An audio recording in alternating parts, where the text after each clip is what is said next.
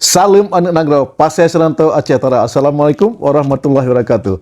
Alhamdulillah, hari ini saya bisa ketemu dengan Dr. Hadi Mayana STMM. Nah, kebetulan bapak beliau ini adalah senior saya, itu Pak Muhtar Ahmadi, yang dulu pernah PJ Wali Kota Langsa. Hani, apa kabar Hani? Baik Om, Alhamdulillah. Gimana ya. kabar Om? Baik, Alhamdulillah sehat-sehat ya. Terima kasih khususnya Om Jainal dan tim yang sudah hadir ke rumah, ke kediaman saya hari ini buat ngobrol-ngobrol ya.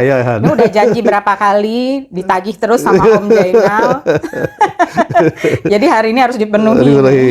Silakan Om. Jadi gini Han, maksud Om datang ini dengan tim kan, Hani adalah seorang wanita Aceh yang punya karir bagus di Jakarta, ya, seorang intelektual muda Aceh, itu Dr. Hadi Mayana SPMM. Jadi Om tahu Hani adalah di bidang khusus ya, di bagian sanitasi ya. Ya, ini mungkin kita akan bahas sedikit masalah sanitasi, yang ngobrol-ngobrol ya tentang sanitasi di Aceh. Silakan Om. Jadi gini, kalau kita lihat Aceh, ya kan kadang-kadang orang tidak peduli ya dengan mungkin dengan limbah, dengan apa ya. Sekarang kan Hani sebagai orang yang mengerti tentang sanitasi, apa sih yang harus kita berbuat untuk Aceh? Mungkin yang ada di benak Hani apa sih ya, sebagai orang Aceh, mungkin saran atau apa ide Hani biar ini oleh pemerintah Aceh, biar Aceh kita itu masalah sanitasi itu terbebas dari apa istilahnya, ABS apa sih? BABS. Pernah dengar ya Om? Pernah dengar. BABS itu buang air besar sembarangan. Coba silakan Han. Baik, terima kasih Om Jainal. Jadi Om Jainal nih nanyanya hari ini agak sedikit ilmiah ya. Mungkin nanti mohon maaf ada sedikit terkait teknis mungkin yang perlu kita jelaskan supaya kita semua bisa. Biar masyarakat tahu. Ya, biar masyarakat tahu. Jadi sebenarnya sebelum kita bicara mengenai apa sih yang harus kita bangun, kira-kira kan pertanyaan umum kan sering begitu ya Om. Kita perlu bangun apa gitu ya, belum apa-apa udah pertanyaannya bangun apa gitu ya, perlu bangun apa ya, perlu biaya berapa gitu ya. Tapi sebelum masuk ke sana, nanti kita masuk ke sana khususnya untuk Aceh, tapi sebelumnya mungkin sedikit aja saya jelaskan dulu terkait dengan rencana. Nah, karena suatu pembangunan itu tidak lepas dari rencana. Jadi ada rencana dulu, kemudian ada pelaksanaan. Nah, itu yang kita sebut dengan pembangunan gitu ya Om ya. Nah, jadi ini agak sedikit kita naik ke atas dulu Om. Jadi ini sebenarnya buat masyarakat Aceh, buat adik-adik saya di Aceh, mungkin biar kita sama-sama tahu. Jadi saya sedikit sharing aja ini Om. Iya, betul. Jadi saya mundur sedikit nih ke tahun 2000. Tahun 2000 itu adanya KTT tingkat internasional yang digagas oleh Perserikatan Bangsa-Bangsa, itu yang disebut dengan KTT Millennium. Nah, menghasilkan Millennium Development Goals. Ya, jadi apa capaian-capaian yang harus dihasilkan dalam era milenium mulai tahun 2000. Itu eranya 2000 sampai dengan tahun 2000 sampai dengan tahun 2015. Nah, setelah itu dari tahun 2015 sampai dengan tahun 2030, nah ini periodenya sekarang ini ya Om ya, 2015 sampai tahun 2030, ini PBB kembali menggagas yang disebut dengan Sustainable Development Goals. Kalau tadi itu Millennium Development Goals, MDGs disingkatnya.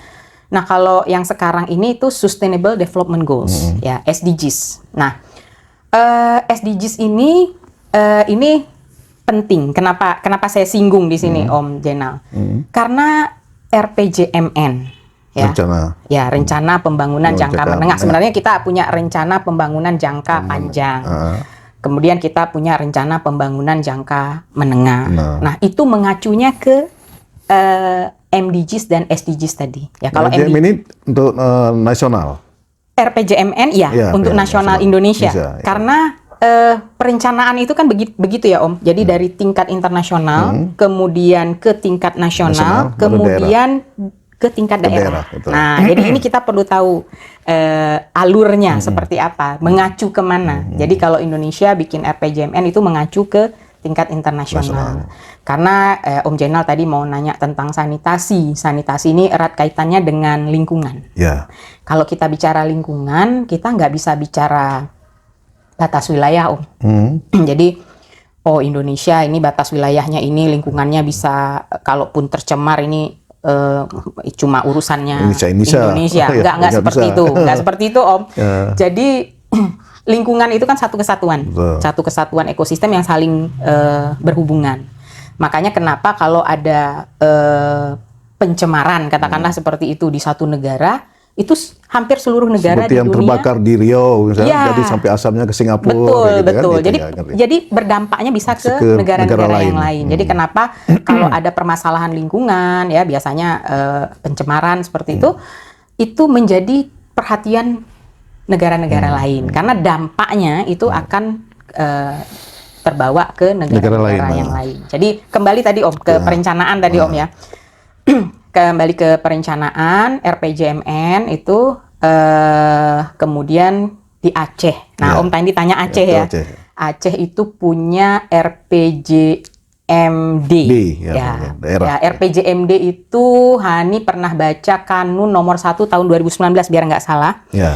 Itu RPJMD Aceh tahun 2017-2022. Nah, kemudian berubah menjadi RPA namanya, Rencana Pembangunan Aceh. Rencana Pembangunan Aceh itu periode tahun 2023 tahun 2026. Itu Kanun nomor 6 tahun 2022. Nah, ini yang perlu kita lihat. Yang perlu kita lihat hubungannya antara tadi SDGs, RPJMN, dan RPA. Nah, di SDGs disebutkan tahun 2030 kita harus 0% BABS. Tadi yang udah ini agak jorok. Agak jorok tapi ngomong sanitasi harus ngomong jorok ya. Iya. Maksudnya 0% di 2030 untuk Aceh atau seluruh dunia. Wow. Iya, Apa ini kalau SDGs ini artinya seluruh dunia. Ya. Seluruh dunia pada tahun 2030 itu harus 0% BABS. Nanti kita cerita Aceh nih Om. Iya. Ya. Ini yang berat. Nah, jadi kemudian untuk akses sanitasi ya. Sanitasi ini disebutnya akses ya. Aksesnya artinya pelayanan ya. Jadi akses sanitasi itu harus 100%. Nah, jadi di SDGs 0% BABS, 100% akses sanitasi. Kemudian diturunkanlah di dalam RPJMN, itu dari tahun 2020 sampai 2024. Nah, ini periode RPJMN sekarang.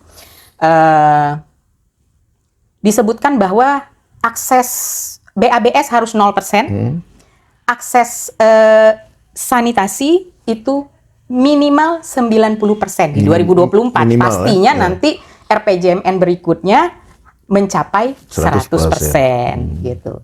Nah, sekarang kita cerita RPA nih Om, RPA ya, Rencana Pembangunan Aceh ya. RPA ini Rencana Pembangunan Aceh ya, RPJMD sebenarnya ya, tapi di Aceh disebutnya RPA. Yang periode tahun 2023 sampai 2026.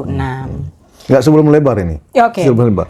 Ini apa memungkinkan nggak itu untuk 0%, nggak usah bicara dunia lain lah, untuk Aceh gitu, yang biasa buang sembarangan tuh di sungai, di tanah-tanah kosong ya. Ya, ini yang mau dijawab nih sebenarnya ya Om ya. Jadi di RPA 2023-2026 nih, Hani lihat catatan nih biar nggak salah ini biar nggak salah data.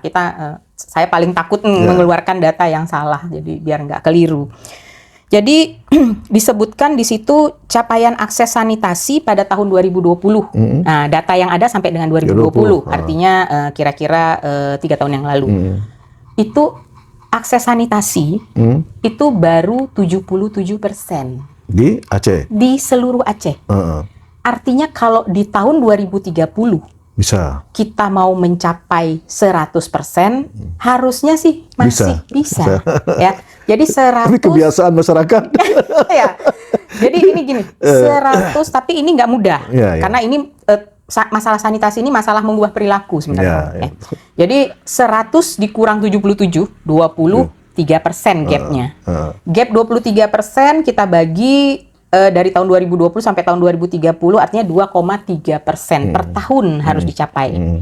2,3% itu kalau dikali jumlah penduduk saat ini mungkin sekitar 5,5 juta, mungkin lebih ya. Itu sekitar 130 ribuan. 130 ribu penduduk setiap tahun harus ditambah akses sanitasinya. Nah, itu yang harus menjadi perhatian pemerintah. Perhatian pemerintah provinsi, pemerintah daerah ya, pemerintah provinsi, pemerintah kabupaten, dan pemerintah kota. Harus dicari tahu dulu, gap 23% ini di 23 kabupaten kota itu di mana? Di mana yang masih ada kesenjangan capaian akses sanitasi.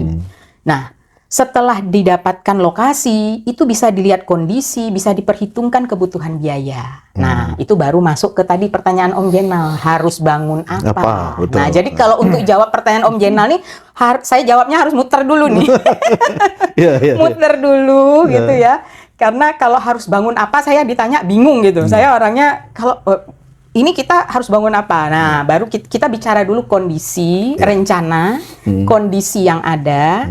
Nah, perbedaan atau gap kita sebut antara rencana dan kondisi yang ada. Nah, itulah yang kita butuhkan sebenarnya. Berarti sekarang di Aceh, di setiap kabupaten sudah ada yang dibangun tempat penampungan limbah itu? Nah, jadi gini Om, ini saya balik sedikit lagi nih, mengenai BABS tadi, biar nggak kelewat. Nah, itu tadi terkait dengan akses. Kita ada dua nih Om ya, ada BABS 0%, akses 100%. Akses 100% Aceh masih punya PR kalau berdasarkan data tahun 2020 ke tahun 2030, Aceh masih punya PR 23%. Menaikkan akses sanitasi. Di situ pemerintah harus cermat tadi, seperti kita sampaikan, cermat melihat, mengevaluasi di mana dan kebutuhan biayanya berapa. Kalau kita nggak tahu lokasinya di mana, kita nggak bisa hitung biaya Om. Kalau di terkait dengan pembangunan, memang kita harus tahu lokasi, kondisi, baru kita bisa hitung biayanya. Nah, terkait dengan BABS. BABS ini saya punya data dari berita sebenarnya. Nah, kalau data tadi itu dari RPA. Kalau data akses sanitasi dari RPA. Tapi kalau data BABS ini saya dapat dari berita. Beritanya Antara ya. Januari tahun 2023. Data dari UNICEF menyebutkan bahwasannya di Aceh itu baru satu kota Om. Kita punya 23 kabupaten kota nih. Baru satu kota yang bebas BABS. Wah. BABS ini nih padahal ininya kan sudah 77% tadi yang sudah dibangun. Kan tinggal kan PR-nya kan 23% lagi. Itu untuk akses sanitasinya. Nah, sedangkan BABS-nya. Jadi kita punya dua target nih. BABS harus 0%, akses sanitasi harus 100%. Nah, BABS-nya dari 23 kabupaten kota yang ada di seluruh Aceh, baru satu kota yang bebas BABS. Kota mana itu, Mani? Banda Aceh. Banda Aceh. Wah. Jadi biar yang daerah lain terpacu, ya kan? Jadi masih ada 22 kabupaten kota di Aceh. Ini masih ada perilaku masyarakat yang BABS, buang air besar sembarangan. Tuh artinya buang air besar di tempat terbuka, Om. Mereka tuh nggak punya tempat khusus untuk buang air besar, gitu. Jadi bisa di tempat terbuka itu di mana aja, bisa di sungai yang paling banyak mungkin, kemudian di kebun, di sawah, di mana aja bisa, gitu. Nah, itu kondisinya seperti itu. Dan ini data UNICEF. Makanya jangan kita berpikir bahwasannya kita tidak dipantau, kita tidak di supervisi ya, kita mungkin seberapa bahayanya ini kalau ini boleh juga nih berapa bahayanya nih kalau seandainya ini tidak teratasi. Misalnya kalau pemerintah daerah tidak peduli dengan yang sanitasi ini, berapa bahayanya, biar masyarakat kita tahu ya kan. Jadi makanya biar masyarakat pun ikut istilahnya untuk mengatasi ini dengan bersama dengan pemerintah gitu. Betapa bahayanya, berapa bahayanya gitu. Jadi kalau terkait dengan bahaya, sebenarnya dalam satu permasalahan ini ada unsur teknisnya, ada unsur regulasinya, aturan, kemudian ada unsur pembiayaan, ada unsur kelembagaan, dan satu lagi unsur peran serta masyarakat. Nah, dulu saya pernah riset, Om. Sebenarnya yang paling menentukan ini adalah peran serta masyarakat. Nah, betul. jadi makanya kenapa memang urusan sanitasi ini harusnya kita langsung menyampaikannya ke masyarakat, Nah. gitu. Makanya kenapa mungkin Om Jenal hari ini mau bikin podcast mengenai sanitasi. Sebagai penyuluh juga. Siap. Nah, jadi bahaya karena apa tadi? Karena bahayanya pasti yang mengalami permasalahan itu langsung masyarakat. Kalau mengenai sanitasi ini nggak bisa diatasi. Kita mungkin hari ini nggak perhatian. Mungkin Om, kita lebih perhatian ke hal-hal mungkin terkait politik ya, kemudian kalau infrastruktur jalan, ini jalannya belum terbangun, tambah lagi gitu ya, masih kurang, kemudian bangunan, gedung dan sebagainya, mungkin lebih ke situ ya. Betul. Nah, lebih Hani nggak tahu APBA itu berapa sih alokasinya ke untuk sektor sanitasi ini. Nah, terkait bahaya tadi Om, bahaya. Kita akan menjadi perhatian, kita akan jadi perhatian kita kalau ada masalah sanitasi ini. Kalau nggak ada masalah, biasa-biasa kita aja. pikir semuanya berjalan dengan normal. Jadi kita habis makan, minum, maaf ya, buang air, terus kita pikir itu selesai dengan sendirinya. Ya, sebenarnya enggak. Kalau itu tidak dikelola dan tidak diolah ya, pengelolaan dan pengolahannya tidak sesuai, itu pastinya menimbulkan dampak kesehatan. Nah, masyarakat itu akan memperhatikan kalau sudah ada masalah kesehatan. Ada konsumsi air sungai, misalnya di satu desa atau di satu daerah gitu mengkonsumsi air sungai, tiba-tiba semuanya sakit, misalnya semuanya diare, itu enggak. Nah, ini baru jadi perhatian seperti itu. Tapi ini dampaknya langsung kepada kesehatan, Om. Nah, dampak sanitasi ini langsung kepada kesehatan, kepada kesehatan masyarakat. Nah, derajat kesehatan itu pastinya nanti berpengaruh kemana-mana. Orang nggak sehat nggak bisa kerja. Betul. Orang nggak kerja bisa miskin. Betul. Nah, jadi masalah pengangguran, masalah pekerjaan, masalah kemiskinan itu saling berhubungan. Karena gini, sedikit saya tambahkan ya, Om Jenal, sebelum ke pertanyaan berikutnya. Karena sanitasi ini merupakan jenis pelayanan dasar. Ini mungkin saya yakin pemerintah Aceh memahami ini. Ini ada PP-nya. PP nomor 2 tahun 2018. Itu tentang standar pelayanan minimal. Kemudian ada Permendagri ya. Kalau udah bicara Permendagri nih jadi perhatian pemerintah daerah nih. Permendagri nomor 100 tahun 2018 tentang penerapan standar pelayanan minimal. Jadi sanitasi ini merupakan jenis pelayanan dasar. Nah, perlu saya garis bawahi di sini adalah akses sanitasi ini merupakan urusan wajib pemerintah. Nah, hati-hati. Urusan wajib pemerintah dalam rangka penyediaan kebutuhan dasar.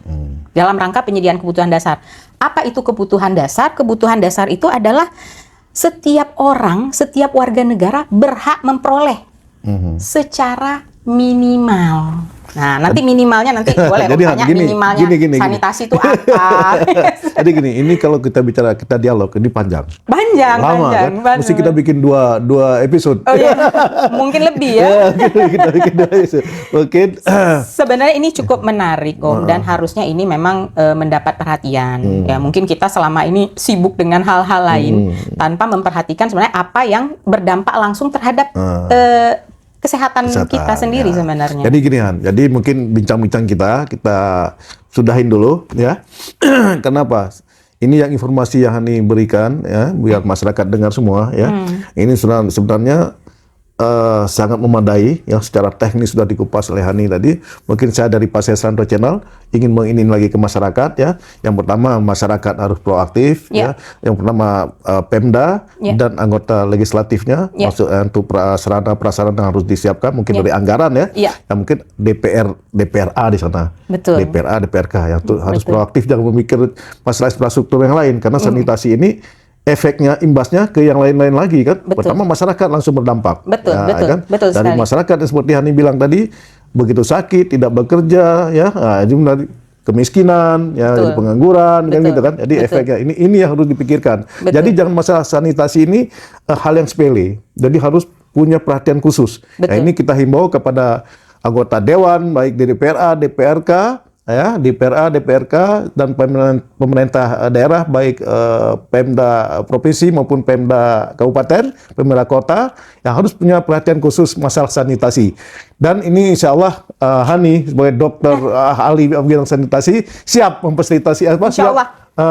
memberikan penyuluhan kepada sharing aja, kita sharing aja gitu. Ya, jadi mungkin sampai di sini dulu yang sempat kita bincang-bincang.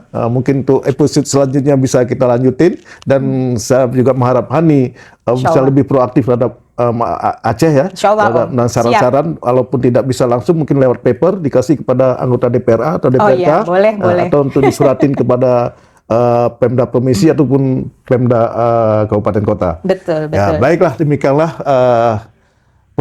bincang-bincang kita hari ini. Saya sudahi dan saya akhiri dengan wabillahi taufiq wal hidayah. Wassalamualaikum warahmatullahi wabarakatuh. Salim Adik Nagrau Pasir Serantau Aceh Utara.